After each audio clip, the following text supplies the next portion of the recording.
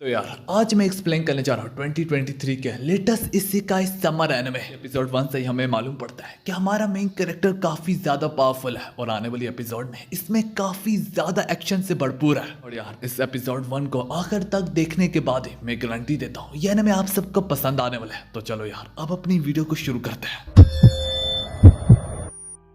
तो यार हमारे एपिसोड की शुरुआत में हम अपने मेन कैरेक्टर को बिस्तर तोड़ते हुए देखते हैं। इस दौरान हमारे मेन कैरेक्टर की मिसाल कुछ इस तरह से होती है, न काम का न काज का, हर वक्त अपने माँ बाप से ताने सुनता रहता है। सिंपल अल्फाजों में वैसी जिंदगी गुजारना चाहता है जहाँ पे उससे कोई काम न करना पड़े। इसी तरह यूं ही एक रोज वो अपने टैबलेट में लगा हुआ था हर बाड़ी की तरह कि अचानक से उसके टैबलेट में एक बहुत सी तेज रोशनी बाहर निकलती है। यहाँ तक वो रोशनी इतनी तेज होती है उसके कमरे के चारों तरफ रोशनी हो जाती है। अब वो जो रोशनी हमारे मेन कैरेक्टर की आंखों के सामने से हटती है तभी वो अपने ठीक आंखों के सामने एक गॉडेस को पाता है। ना तो हमें मालूम पड़ ही गया होता है कि ये हमारे मेन कैरेक्टर का रूम नहीं है। वो गॉडेस अब उससे बोलने लगती है, तो चूंकि तुम आसान जिंदगी जीना चाहते हो जिस वजह से स्क्रीनिंग प्रोसेस के बाद हमने ये डिसाइड किया है तुम्हारा पुनर्जन्म होने को जा रहा है एक नई दुनिया में। यहाँ पे मैजिक होगा तुम्हारी जिंदगी को पहले से आसान बनाने के लिए। इसके साथ ही साथ मैं तुम्हें एक ऐसा चीट कोड देने को जा रही हूँ जो कि दूसरों के पास नहीं होगा। सो एटलीस्ट प्लीज अपनी दूसरी लाइफ को खूब एंजॉय करना। वेरी बैठा हमारा मेन कैरेक्टर उसकी बातों को सुनने के बाद ये सोचने पे मजबूर हो जाता है, वेल बी डैम, दिखने से तो लगता है मेरी मौत अपने कमरे में लेटे लेटे ही हो गई। ये कहते हुए हमारा मेन कैरेक्टर अपने मन में मजीद सोचने लगता है एक ऐसी सुकून की जिंदगी चाहता हूँ जिसमें मैं बस हर रोज आराम से गेम्स और एनिमे को एंजॉय करूँ। ऐसा करते करते कब सुबह से रात हो जाए या रात से दिन हो जाए मुझे मालूम तक ना पड़े। सोचते हुए हमारा मेन कैरेक्टर उसकी टर्म्स एंड कंडीशन को अपसेट करता है। जब वो रिइंकार्नेट होने लगता है दूसरी दुनिया में वो अपने मन में सोच रहा होता है मैं इसी चीट कोड का इस्तेमाल या जो भी भलाई है इसका इस्तेमाल करके सबसे लेजिएस्ट लाइफ जीऊंगा। और अब अगले ही पल वो दोबारा से अपनी आंख खोलता है तो वो बच्चे की सूरत में दूसरी दुनिया में जन्म ले चुका होता है। दिखने से तो लग रहा होता है हमारे मेन कैरेक्टर को एक शाही जिंदगी मिलने को जा रही है। इसी मेड किंग से मतलब कि हमारे मेन कैरेक्टर के फादर से जहमत होकर बोलने लगती है, मैजेस्टी इसका जेंडर मेल है और ये बिल्कुल सही सलामत जन्म ले चुका है। किंग उसे गोद में लेते हुए बोलने लगता है कि सीने में ये निशान ये जाहिर करता है कि ये हमारा ही बेटा है। दोनों को यूं खुश देख के हमारा मेन कैरेक्टर अपने मन में बोलने लगता है, ओह तो अच्छा ये दोनों मेरे माँ बाप हैं। जिस सब के बाद किंग एक मेज से सहमत होकर बोलने लगता है, ठीक है अब मैं चाहता हूँ तुम इसकी मैजिकल पावर को मेजर करो। यहाँ पे किंग को अपने बेटे से काफी ज्यादा उम्मीद होती है क्योंकि वो उसका बेटा है तो जारी सी बात है इसी उम्र में ही उसका लेवल बहुत ज्यादा हाई होगा। इमेज अब किंग के कहने पे जब उसकी मैजिकल पावर को मेजर करता है तो ये जांग तो किंग की आंखों के सामने अंधेरा छा जाता है क्योंकि हमारे मेन कैरेक्टर की मैजिकल लेवल सिर्फ और सिर्फ 2 होती है। के पेरेंट्स को तो अपने कानों पे यकीन नहीं हो रहा होता। किंग कहने लगता है क्या किसी किस्म की कोई मिस्टेक वगैरह तो नहीं हुई। आसपास के माहौल की हालत बस से बदतर होती चली जा रही होती है जिसे महसूस करके हमारा मेन कैरेक्टर भी समझ जाता है जरूर अब उसके साथ कुछ बुरा होने को जा रहा है। जबकि उसके पेरेंट्स को तो सख्त सदमा पहुंचता है, वो लोग अपना सर पकड़ के बैठ जाते हैं। किंग इस बात से सख्त परेशान होता है कि अगर ये बात लोगों तक जा पहुंची तो मेरी तो नाक कट के रह जाएगी। किंग को समझ में नहीं आ रहा होता कि वो डिसीजन क्या ले। इसी बीच में किंग काफी ज्यादा परेशानी में अब इस फैसले पे उतरता है कि मेरा बेटा मर चुका है। हम ये कहेंगे कि वो पैदाइश के दौरान ही मर गया। और ये सुनने के बाद हमारे मेन कैरेक्टर का भी अब तो सर चकराने लगता है और वो बोलने लगता है, अरे क्या बावला हो गया ये। इसका मतलब मेरा पैदा होते सारी में दोबारा से मारा जाऊंगा। अरे फिर से नहीं, इस बार भी मेरे पेरेंट्स मेरी पिछली दुनिया की तरह के ही है। यूं ही अब किंग काफी परेशानी से हुक्म देते हुए कहने लगता है, कोई इसे उठा के जंगलों की गहराइयों में फेंक आए। में कहानी उसी गॉडेस पे जाती है जो कि ये सब कुछ बैठ के ऊपर से देख रही होती है अपने टैबलेट में। देख के वो काफी परेशानी से कहने लगती है कि असल में इमेजर मेजरिंग डिवाइस इतनी पावरफुल नहीं है कि वो इसके लेवल को डिटेक्ट कर पाए। यहाँ पे गॉडेस अब थोड़ी परेशानी से कहने लगती है कि उल्टा मैंने उसे अब बद से बदतर गलत चीट कोड भी दे दिया और जहाँ तक उसकी मैजिकल पावर की ही बात है वो तो हजारों में है। इसी में हमें दोबारा से अपने मेन कैरेक्टर के बारे में दिखाया जाता है। यहाँ पे उससे रॉयल गार्ड्स खतरनाक जंगल के बीचों बीच छोड़ देते हैं जो कि मॉन्स्टर से बड़ा पड़ा होता है। हमारे मेन कैरेक्टर को वो लोग मरने के लिए अकेला छोड़ देते हैं और खुद तो जल्दी से यहाँ से निकलने की करते हैं कि इससे पहले कोई मॉन्स्टर यहाँ पे आ जाए। अब ये सब सुनने के बाद हमारा मेन कैरेक्टर अकेला होता है और थोड़ा सा परेशान होता है कि अब वो क्या करे। बता वो अपनी बॉडी तक नहीं हिला सकता तो अपने आप को डिफेंड कैसे करे। तभी उससे कहीं जाके याद आता है कि हाँ यार मेज ने मेरे फादर को बताया था कि मैं बैरियर मैजिक का इस्तेमाल कर सकता हूँ। एक तरफ हमारा मेन कैरेक्टर मैजिक का इस्तेमाल करने का सोच रहा होता है, इसी में उसके सामने अचानक से एक बैरियर प्रकट हो जाती है तो हमारा मेन कैरेक्टर उसे अपनी मर्जी से उसके साइज को बढ़ा और छोटा कर पा रहा होता है। बैरियर के साथ हमारा मेन कैरेक्टर किसी भी किस्म की शेप भी दे पा रहा होता है। इन सब में अब जब हमारा मेन कैरेक्टर अपने आप को इसी बैरियर से चारों तरफ कवर करता है तो यहाँ तक इस बैरियर के अंदर बैठ के और भी पार होता है और कहाँ भी जा सकता होता है। ये सब देखने के बाद तब वह कहीं जाके हमारे मेन कैरेक्टर की जान में जान आती है। वो अपने मन में काफी रिलीफ होके बोलने लगता है, ओह यहाँ पे तो मैजिक पावर इस्तेमाल करना काफी ज्यादा आसान है, वैसे दिखने से तो नहीं लगता कि मैं थक कर अभी हूँ। बस मुझे अब एक ऐसा रास्ता सोचना होगा कि अगर कोई मॉन्स्टर आ भी जाए तो मैं इस पे अटैक कर पाऊँ। एक तरफ तो वो शैतान का जिक्र कर रही होता है कि तभी उसके सर पे शैतान टूट भी आता है। अपने सामने एक बहुत बड़े वुल्फ डॉग को पाता है। वो आते सारे बिना वक्त गवाए बगैर हमारे मेन कैरेक्टर को जूं जूं ही निकलने को जा रहा होता है। इसी में हमारा मेन कैरेक्टर खुद को अपनी बैरियर में कवर कर लेता है। वो वेयरवुल्फ उसकी बैरियर को तोड़ तो नहीं पाता लेकिन वो लगातार कोशिश करता चला जाता है। इसी वजह से अब हमारा मेन कैरेक्टर सोच रहा होता है वो सब तो ठीक है पर मैं इससे छुटकारा अब कैसे पाऊं। सोच के वो बहुत सारी बैरियर्स को बहुत सारी छोटी छोटी बैरियर्स को समंड करता है। फिर इन्हीं सारी बैरियर से वो एकदम से उसी वेयरवुल्फ पे टूट पड़ता है। हालांकि ये सब भी काफी ना होता उस वुल्फ डॉग का काम तमाम करने के लिए। तो देख के हमारा मेन कैरेक्टर भी अब सोचने पे मजबूर हो जाता है कि वो इस्तेमाल करे तो किस चीज का। देखते देखते उसके दिमाग में एक आइडिया आता है और वो अपनी इन्हीं बैरियर्स का इस्तेमाल करके सबसे पहले वो आसपास के ट्रीज को कवर करके उन्हें उखाड़ता है। जब वो वुल्फ डॉग उसकी रेंज में आता है तो उन्हीं सारी बैरियर्स ट्रीज से उस पर टूट पड़ता है। पता इन सारी ट्रीज के नीचे दसने के बावजूद भी वेयरवुल्फ अब कैसे ना कैसे करके दोबारा से अपने पैरों पे खड़ा होता है। देख के हमारा मेन कैरेक्टर परेशानी से सोचने लगता है तो अच्छा अगर ये काफी नहीं है तो फिर ये कैसा रहेगा। सोचते हुए वो अपनी मैजिकल पावर के कारण जमीन में से एक बहुत बड़े हिस्से को उखाड़ डालता है। देखे तो उस वुल्फ डॉग की भी यहाँ तक गीली हो जाती है। और अब हमारा मेन कैरेक्टर जब तैसे तैसे इससे वार करने को जा रहा होता है उस वुल्फ डॉग पे, इसी बीच में वो वुल्फ डॉग बोल पड़ता है, रुको मैं हार मानता हूँ। आवाज तो हमारा मेन कैरेक्टर जरूर सुन लेता है पर उसे ये मालूम नहीं पड़ता कि ये आवाज कहाँ से आई है। ज्यादा सोचे समझे बगैर वो दोबारा से टूटने को ही जा रहा होता है। वो वुल्फ डॉग मजबूरन दोबारा से अपना मुंह खोलते हुए बोलने लगता है कि वो आवाज मेरी थी और मैं हार मानता हूँ। सुन के हमारा मेन कैरेक्टर अपना गंदा किस्म का वार वहीं पे रोक देता है और तब कहीं जाके उसे समझ में आती है कि हाँ यार ये तो इस कुत्ते की आवाज थी। अगले ही पल में वो कुत्ता उससे माफी मांगते हुए बोलने लगता है, मैं तुम्हें इसलिए खाना चाह रहा था ताकि मैं अपनी मैजिकल पावर को दोबारा से प्रोड्यूस कर पाऊं, पर मुझे जरा भी इस बात का अंदाजा नहीं था कि तुम इस कदर स्ट्रॉन्ग होगे। वो वुल्फ डॉग उससे पूछने लगता है तो तुम कौन हो। जब हमारा मेन कैरेक्टर बात करने की कोशिश तो करता है पर उसके मुंह से सब यही निकलता है, दाबू। जो देख के वो वुल्फ डॉग अब परेशानी से कहने लगता है, क्या तुम छोटे होने की वजह से बात नहीं कर सकते लेकिन फाइट कर सकते हो। फाइट के दौरान तो तुम बिल्कुल मैच्योर लग रहे थे। और ये सुनने के बाद हमारे मेन कैरेक्टर के दिमाग में एक और गजब किस्म का आइडिया आता है। ये सब सोचते हुए अपने लिए एक साउंड इमिटिंग बैरियर को प्रोड्यूस करता है जिसे वो जब अपने गले में लगा देता है तो इसके कारण वो आसानी से साउंड को प्रोड्यूस कर पा रहा है। यहाँ तक इन्हें अल्फाजों की शक्ल देते हुए बातें भी करना शुरू कर देता है। तुमसे मिलके अच्छा लगा। उसकी आवाज सुन के वो वुल्फ डॉग भी वहीं पे चौंक जाता है और इसी में वो बोलने लगता है, बच्चे होने के बावजूद तुम्हारी आवाज काफी अजीब सी है। जिसके बाद हमारा मेन कैरेक्टर उससे अपना नाम हारूटो बताता है। इसके साथ ही साथ वो उससे बताता है कि दरअसल मैं फेरावे किंगडम में पैदा हुआ, काफी लो लेवल मैजिकल पावर होने के कारण मुझे यहाँ पे फेंक दिया गया। ये सुनने के बाद वो वुल्फ डॉग अपने मन में सोचने लगता है, हाँ क्या बोला उसने, क्या उसके पास लो लेवल मैजिकल पावर है। हालांकि इसके अंदर से तो मुझे एक वधिया किस्म की मैजिकल पावर महसूस हो रही है कि आज तक मैंने किसी भी इंसान में महसूस नहीं की। ये आसानी से ह्यूमन लिमिट से बढ़ गया। उसकी इतनी ज्यादा मैजिकल पावर महसूस करने के बाद तब कहीं जाके उससे समझ में आता है। इसके बाद ही वो काफी हैरानगी से पूछने लगता है, मत बताओ मुझे, कहीं तुम डीमन लॉर्ड रिइंकार्नेशन तो नहीं हो। तो हारूटो को डीमन लॉर्ड का नहीं पता होता लेकिन वो फिर भी बोलने लगता है, हाँ मैं डीमन लॉर्ड हूँ। जो सुन के वो वुल्फ डॉग समझ जाता है तो इस वजह से इतना ज्यादा स्ट्रॉन्ग है। यहाँ पे अपनी हार को कबूल करते हुए जमीन पे लेट जाता है और उससे बोलने लगता है कि तुम अब मेरी जान को ले सकते हो। लगे हारूटो उससे बोलने लगता है, मैं तुम्हारी जान तो नहीं लूंगा लेकिन तुम मुझसे वादा करो कि तुम मुझ पे दोबारा अटैक नहीं करोगे। सुन के वुल्फ डॉग काफी हैरानगी से अपने मन में बोलने लगता है, क्या इतनी अच्छाइयत, वैसे इतनी उम्मीद तो लगाई जा सकती है डीमन लॉर्ड से। इस समय अब यहाँ से हारूटो जाने ही लगता है।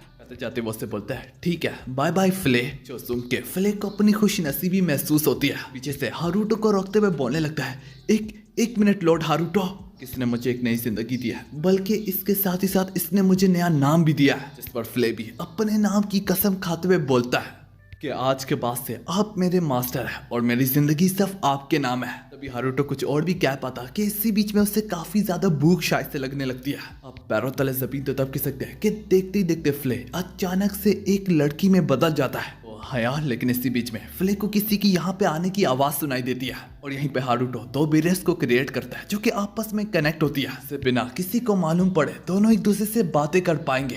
यार तभी यहाँ पे एक अनजान शख्स आता है और बातें सारी फ्ले से बोलने लगता है कि मैं यहाँ पे इस बच्चे को उठाने आया हूँ। हालांकि फ्ले इनकार करते हुए बोलने लगती है तुम इससे नहीं ले जा सकते क्योंकि आज के दम से और आज के बाद से ये मेरा मास्टर है। और इसमें वो अनजान शख्स बोलने लगता है असल में ये बच्चा मेरे रिश्तेदारों का है, सबसे बढ़ के दिखने से तो लगता है उससे भूख लगी है और मैं इसके लिए ब्रेस्ट मिल्क लाया हूँ। जो देख के हारुतो अपने उसी बैरियर का इस्तेमाल करके खुशी से फ्ले से बोलता है कि इसके हाथों से ये ले लो। और यहाँ पे तो फ्ले अपनी दुनिया में मगन होती है और वो उससे बोलती है कि आखिर तुम इस बच्चे से चाहते भी क्या हो। आगे से वहाँ जहाँ शख्स भी बोलने लगता है कि ये थोड़ा सा पर्सनल है, एक वक्त में मेरी बीवी भी प्रेग्नेंट होती थी और अफसोस हमारे बच्चे का कभी जन्म नहीं हुआ कि इस बच्चे को अबैंडन कर दिया गया क्योंकि उसके पास मैजिकल पावर बहुत ज्यादा कम थी, पर मुझे इसे जरा भी फर्क नहीं पड़ता।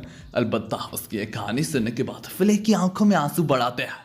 वह जो शख्स मजीद बोलता है मैं इसे गोद लेने को जा रहा हूँ, अगर तुम चाहो इसके साथ ही साथ तुम इसकी पर्सनल एम्प्लॉय बन के आ सकती हो। जो सुन के फ्ले को उसका ये फैसला पसंद आता है और वो उसे अपसेट करती है। इसी समय अब वो लोग जब हारुतो को ले जाने लगते हैं, इसी बीच में वो अनजान शख्स हारुतो के बिस्तर को तोड़ के उस पर फेक ब्लड गिरा देता है ताकि किंगडम के लोगों को लगे कि हारुतो अब तक मर चुका है। सबके बाद हमें 9 साल बाद दिखाया जाता है यहाँ पे हारुतो उसी अनजान शख्स के साथ और उसकी वाइफ के साथ ही रहा करता है और अब हारुतो बड़ा भी हो चुका है। सुबह सवेर हारुतो यहाँ पे आके बोलने लगता है good morning mother and father. शुरू में तो हारुतो ने सोच रखा होता है कि वो पहले लम्हे में यहाँ से निकल जाएगा, पर इन लोगों ने हारुतो के साथ इतनी काइंडनेस दिखाई थी जिस वजह से हारुतो ने यहाँ से जाने का इरादा ही बदल दिया। साथ ही साथ इनकी जो छोटी बेटी होती है अब हारुतो उसके बड़े भाई की तरह, और हारुतो अपनी छोटी बहन को काफी ज्यादा पसंद करता है। और जहाँ तक फ्ले की बात है अब वो हारुतो के साथ ही साथ उसकी छोटी बहन का भी ख्याल रखती है। यहीं पे वो क्यूट उसकी लिटिल सिस्टर बोलने लगती है फ्ले क्या आज आप मेरे साथ खेलेगी। हालांकि फ्ले इनकार करते हुए कहने लगती है नहीं आज मैं सिर्फ हारुतो पे नजर रखूंगी। जो सुन के हारुतो वहीं पे उसे ऑर्डर देते हुए बोलने लगता है नहीं फ्ले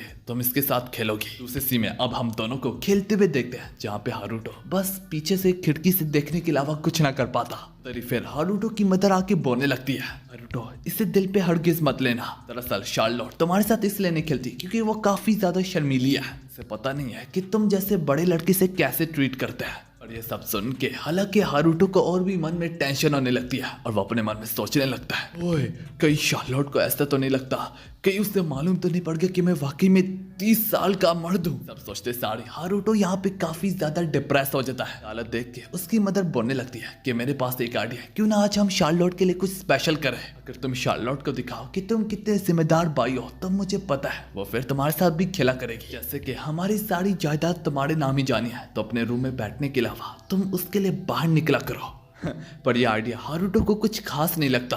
दूसरे सीन में हारुतो अपने रूम में अकेला पड़ा अब सोच रहा होता है कि कभी कभी उसे ख्याल आता है कि वो इस जगह को छोड़ के चला जाए। अगर वो छोड़ के जाएगा तो फ्ले भी उसके पीछे आएगी, और अगर वो उसके पीछे आएगी शार्लोट किसी के साथ खेल नहीं पाएगी और वो अपने बड़े भाई से फिर और भी नफरत करेगी कि फ्ले तो उस जगह में हरगिज नहीं रहती जहाँ पे उसका मास्टर ना हो। यहाँ पे हमें मालूम पड़ता है हारुतो का बैरियर मैजिक इस कदर पावरफुल हो गया है कि वो उसे शेप दे के यहाँ तक रोबोट्स कॉपी भी बना सकता है, फिर भी वो इसके कारण बातें या फिर इससे हिला नहीं सकता। हारुतो ये सब कुछ सोच रहा होता है कि इसी में उसका फादर डोर के पीछे से बोलने लगता है मेरे बेटे मेरे पीछे आओ। अब दूसरे सीन में हम दोनों की दोनों को खुले में देखते हैं जहाँ पे उसका फादर उससे बोलने लगता है हारुतो आज के बाद से मैं तुम्हें शॉर्ट ट्रेनिंग दूंगा। कि उसके फादर को अभी भी लगता होता है कि हारुतो के पास काफी लो लेवल मैजिक स्किल्स है, इस वजह से एटलीस्ट इसे शॉर्ट शिप तो आनी ही चाहिए। और यहाँ पे हारुतो बोलता है कि दरअसल वो एंशिएंट मैजिक को स्टडी कर रहा है, जो देख के उसके फादर को खुशी होती है कि एटलीस्ट चलो यार ये रूम में इतना पड़ा तो नहीं रहता। अब यूं ही हारुतो बहाना बना के यहाँ से जाने ही लगता है कि तब भी उसका फादर उसे यहीं पे रोक लेता है, उसे शॉर्ट टॉस करते हुए कहने लगता है क्या पता तुम्हारे पास वाकई में टैलेंट हो। इस समय उसके डैड के जिस्म से बढ़ बढ़ का ओड़ा निकलने लगता है। देखिए हारुतो अपने मन में बोलता है मेरा डैड एक सीजन वॉरियर है जो कि अर्थ शैटरिंग वॉरहैमर के नाम से भी जाने जाते हैं, क्योंकि उसका फादर इस कदर स्ट्रॉन्ग शख्स है। इससे पहले हारुतो जख्मी हो वो अपने आप को बैरियर से कवर कर लेता है। सोचते हुए वो जूझ हुई अपने डैड पे टूट पड़ता है। उसके डैड उसके वार को तो डॉज करता है। उसका वार जब ग्राउंड के साथ टच होता है तो ग्राउंड में एक बहुत बड़ा खड्डा बन जाता है। यहाँ तक उस पर अपनी नजरें ठहराने के बाद उसका डैड भी काफी ज्यादा हैरान होने लगता है। बात यहाँ पे भी आके खत्म नहीं होती जब उसका डैड अब उस पे अपना अगली बार वार करता है। हारुतो उससे भी काफी आसानी से और काफी गजब तरीके से डॉज करता है। देख के तो उसके फादर को भी यकीन नहीं आने लगता कि तुम्हारा मैजिक लेवल सिर्फ 30 है। 30 लेवल वाला शख्स कभी भी मेरे वार को यूं डॉज नहीं कर सकता। ये सोच के हमारा मेन कैरेक्टर को भी याद आने लगता है कि उसने जितनी बार भी अपना माना लेवल सेलेक्ट किया है उससे सिर्फ 2 से ऊपर नहीं दिखता। जो सबसे बेस्ट है वो पूरी ह्यूमैनिटी में सिर्फ 77% ही है। मतलब कि आज तक कोई ऐसा शख्स पैदा नहीं हुआ जिसकी 77 से ऊपर हो मैजिकल लेवल। हालांकि हारुतो को खुद भी नहीं मालूम कि उस गॉडेस ने उसकी मैजिकल लेवल हजारों में रखी हुई है। इसी वजह से वो अपने फादर के अटैक वगैरह को काफी इजीली डॉज कर सकता है, क्योंकि हारुतो किसी भी एलिमेंट मैजिक का यूज नहीं कर सकता, मतलब कि फायर और वाटर वगैरह, जिस वजह से उसका बैरियर मैजिक ही बहुत ज्यादा पावरफुल है। खैर यार, उसका फादर फिर भी बोलने लगता है, अभी तुम्हारी मूवमेंट अभी भी एमेच्योर की तरह है, चलो अब इस पे और ट्रेनिंग करके इससे भी इम्प्रूव करते हैं। उसकी ये सारी की सारी ट्रेनिंग उसकी छोटी बहन भी शार्लोट चुपके से यहाँ पे देख रही होती है। आखिरी सीन में हम हारुतो के फादर और मदर को आपस में बातें करते हुए देखते हैं। वहाँ पे उसका फादर काफी ज्यादा सीरियस होकर कहने लगता है, आज जो मैंने हारुतो में देखा है, दिखने से तो लगता है वो रियंकार्नेट डीमन लॉर्ड है। उसकी मदर फिक्रमंदी से कहने लगती है, पर उसकी तो कोई दांत वगैरह भी नहीं है और ना कि दुम और सिंग भी नहीं है। बहरहाल उसका फादर फिर भी बोलने लगता है, जो भी उसके चेस्ट पे जो निशान बना है उसमें भी कुछ स्ट्रेंज किस्म की पावर होती है। फ्ले तो जो कि दरअसल डीमन ही है, वो इसलिए तो उसके आसपास इतनी चिपकी होती है। ये बातें सुन के उसकी मदर को काफी चिंता होने लगती है। हस्बैंड उसे तसल्ली देते हुए बोलने लगता है, फिक्र मत करो, हम इसी तरह हंसी खुशी अपनी जिंदगी गुजारते रहेंगे। इसी के साथ हमारी ये वाली एपिसोड यहाँ पे खत्म होती है। तो यार, हमारी एपिसोड की शुरुआत में हम हारुतो को बेड पे पड़ा हुआ देखते हैं, जो कि अपने मन में सोच रहा होता है कि आजकल फादर काफी ज्यादा बिजी रहते हैं। चलो ये मेरे लिए अच्छा है, एटलीस्ट मैं शॉर्ट ट्रेनिंग से तो बचा रहूंगा। अभी बाहर से उसे किसी शोर शराबे की आवाज आती है। हारुतो जब बाहर आके देखता है, वो काफी सारे सैनिक्स को अधमोया हालत में पाता है। जब हारुतो अपने परेशान फादर से इस बारे में पूछने लगता है, उसका फादर इस पर उसे बताता है, ये बात मैंने तुमसे छुपा के रखी थी, हमारे प्रोविंस में काफी चोर और डकेरे के हमले होते हैं। मैं हाल ही में ही उनकी बेस की जगह मालूम पड़ी थी, पर हम जब वहां पे गए थे तो वो सिर्फ एक ट्रैप था। के साथ ही साथ वो हारुतो से बोलते हैं, तुम्हारी एज बहुत छोटी है ये सब देखने के लिए, तुम अपने रूम में वापस लौट के चले जाओ। हालांकि हारुतो वहां से जाने के बजाय अपना शील्ड बैरियर मैजिक का इस्तेमाल करता है, और ऐसा करते हुए वो सारे सैनिक्स के जख्म वगैरह को हील कर देता है। तो देख के हारुतो के फादर काफी ज्यादा चौंक जाते हैं। इसी में हारुतो और फ्ले रात के वक्त उन्हीं चोरों डकेरों के बारे में बातें कर रहे होते हैं कि उन्हें किस तरह से ढूंढा जाए, और इसके लिए वो अपनी मैजिक विंडो को एज अ मॉनिटर की तरह यूज करने लगता है। यहाँ पे वो कुछ लोगों को एक साथ इकट्ठा देखता है। यहीं पे हारुतो को लगने लगता है कि शायद से ये वही जगह जहाँ पे हमारे बंदों पे अटैक हुआ था। के बाद हारुतो और फ्ले अब उसी जगह की तरफ बढ़ने लगते हैं। उधर ही नीचे से हारुतो की छोटी सिस्टर उससे देख रही होती है अपने रूम से। अगले सीन में हम उन्हीं चोर और डकेरों को देखते हैं जो कि आपस में हंसी मजाक कर रहे होते हैं। थोड़ी देर में वहाँ पे हारुतो और फ्ले भी उनकी जगह में घुस जाते हैं। जब उन चोरों की नजर हारुतो पे पड़ती है, वो फौरन से अपनी अपनी तलवारें बाहर निकाल लेते हैं। इससे पहले उनमें से कोई एक भी हारुतो को छू भी लेता, पहले ही हारुतो अपनी मैजिकल पावर का इस्तेमाल करके उन सारे के सारे चोरों को वहीं पे फ्रीज कर देता है। इनमें से एक हारुतो के खिलाफ अपनी जबान लड़ाने की कोशिश करता है। इसकी हरकत पे हारुतो को काफी ज्यादा गुस्सा आने लगता है, और वो इसी गुस्से में बहते हुए अपने मैजिकल पावर के कारण फौरन से दीवार में धंसा देता है। तब कहीं जाके उन चोरों को एहसास होता है कि हाँ यार, ये बच्चा कोई आम बच्चा नहीं है। इसके बाद हारुतो सारे चोरों से बोलने लगता है, सिंपली तुम लोगों को मेरे क्वेश्चंस का जवाब देना पड़ेगा, और अगर तुम लोगों ने झूठ बोलने की मजाल भी की तो इसके लिए तुम लोगों को सख्त से सख्त कीमत को चुकाना पड़ेगा। अगले ही पल में हमें दिखा जाता है हारुतो उन सारे चोरों को बांध डालता है। उस वक्त तक ये सारे के सारे चोर सब कुछ बता चुके होते हैं हारुतो को, जो कुछ भी उन्हें मालूम होता है। हारुतो फिर बोलने लगता है, तो अच्छा ये बात है, तुम लोग हमारे पड़ोसी एम्पायर के सोल्जर्स हो कि तुम लोग यहाँ पे एक चोरों की तरह बन के आए हो। पे फ्लेम उनसे पूछने लगती है कि आखिर तुम लोगों ने बॉर्डर को कैसे पार किया। उन्हें चोरों में से एक बोलता है, बॉर्डर को पार करने में हमारी अंदर से ही मदद की गई थी, मतलब कि तुम ही लोगों में से एक। हारुतो ये सुन के अपने मन में सोचने लगता है कि हमारी किंगडम में कोई गद्दार है क्या, वो सिंपली मेरे फादर की जान लेना चाहते हैं, या फिर उनका कोई और प्लान है। हारुतो को सारी इंफॉर्मेशन मिल चुकी थी, पर वो इन गुंडों को अभी भी जिंदा नहीं जाने दे सकता था कि इन्होंने हारुतो के फादर और सारे सैनिक्स पे हमला किया था, तो वो फ्ले को ऑर्डर देता है कि इन्हें खत्म कर डालो। हारुतो अपने फ्लेम मैजिक के कारण इन्हीं के समेत पूरे हिला को गिरा डालती है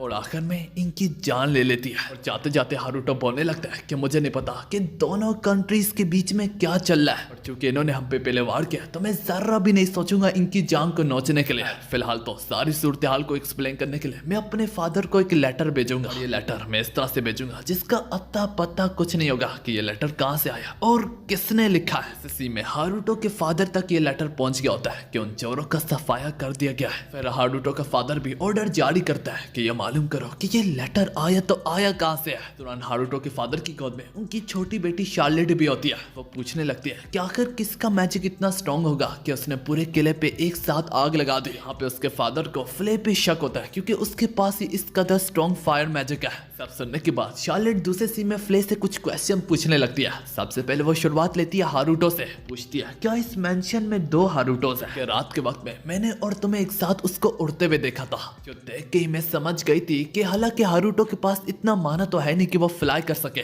जब मैं उसके रूम में जाके देखी वो खराटे मार के सो रहा था। जहाँ तक फ्ले की मास्टर की बात है, वो इस बारे में कैसे उसकी तारीफ ना करे। वो मुंह फट शुरू हो जाती है कि वो काफी महान है, अगर आम अल्फाजों में कहूँ तो उसकी टक्कर का कोई नहीं है। तो सी और फ्ले शार्लेट वाली बात जाके हारुतो को बता देती है। हारुतो अपनी छोटी सिस्टर पे एक ट्रैकर टाइप चीज लगा लेता है जिससे उसकी हर तरह की मूवमेंट का पता चलेगा कि वो कहाँ पे और क्या कर रही है। इस दिन के बाद से हारुतो की छोटी बहन उस पे अब पूरे तरीके से नजर रखती होती है। ये बात हारुतो को मालूम होती है। हालांकि यहाँ पे जब शार्लेट किसी किस्म की मूवमेंट करती है तो हारुतो को मालूम पड़ जाता है। इसी में खाने की टेबल के दौरान हारुतो की मदर उसे बोलती है कि शार्लेट और मैं किसी ट्रिप पे जा रहे हैं। तो हारुतो आगे से बोलता है कि अपने साथ आप लोग फ्ले को भी ले जाए। इसी बीच में हारुतो को याद आता है उसने फ्ले को ये टास्क दिया था कि वो जंगलों के मॉन्स्टर को डरा दे कि वो किसी भी इंसान और विलेज पे अटैक ना करे। इसी में हम हारुतो को दोबारा से उसके रूम में पड़ा हुआ देखते हैं। इस दौरान तक उसकी मदर ट्रिप पे निकल ही चुकी होती है। अभी हारुतो के शार्लेटे पे लगाए गए हुए ट्रैकर्स किसी किस्म का अलार्म देने लगते हैं। तभी हारुतो को अपनी मैजिक विंडो के कारण मालूम पड़ता है शार्लोट और उसकी मदर पे बाहर अटैक हो गया है। हानि हारुतो की मदर पे जाती है जो कि शार्लोट को अपनी गोद में उठा के भाग रही होती है।